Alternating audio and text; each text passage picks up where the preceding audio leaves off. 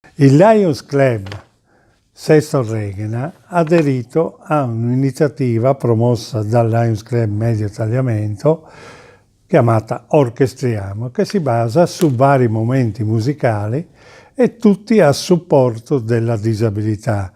In particolare il Lions Club di Sesto Requena si è interessato alla divulgazione della legge Dopo di Noi. Perché la legge Dopo di Noi è importante? È una norma, questa, volta al benessere, alla piena inclusione sociale e all'autonomia delle persone con disabilità. E per la prima volta nel nostro ordinamento giuridico vengono introdotte delle specifiche tutele per le persone con disabilità quando vengono a mancare i parenti che li hanno seguiti fino a quel momento. L'obiettivo del provvedimento è garantire la massima autonomia e indipendenza delle persone disabili, consentendogli per esempio di continuare a vivere nelle proprie abitazioni o in ambienti dove vivevano fino allora, e comunque gestite da associazioni evitando il ricorso all'assistenza sanitaria.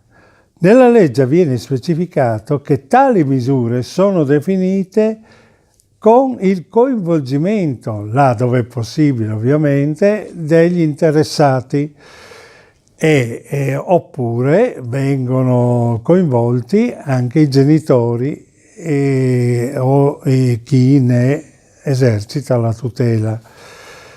Cosa prevede questa legge? Dopo di Noi stabilisce la creazione, questa è una cosa molto importante, di un fondo per l'assistenza e il sostegno della disabilità soggetti privi dell'aiuto della famiglia. Agevolazioni per privati, enti, associazioni che decidono di stanziare risorse per la loro tutela, sgravi fiscali, esenzioni, incentivi per la stipula di polizze assicurative, eccetera, eccetera. Nella tavola rotonda che si è svolta domenica 5 novembre presso questo teatro, sono stati chiariti da parte degli esperti presenti vari aspetti e potenzialità della legge, mentre da parte degli operatori sul campo, dirigenti del Granello, la Luna e la cooperativa Futura, si è sottolineato come questo percorso di autonomia dei portatori di disabilità necessiti di essere iniziato per tempo, per cui anche se la legge si chiama Dopo di Noi, tutti gli operatori hanno sottolineato come sarebbe più giusto parlare del durante noi, e quindi avviare il percorso di autonomia quando ancora sono presenti i familiari.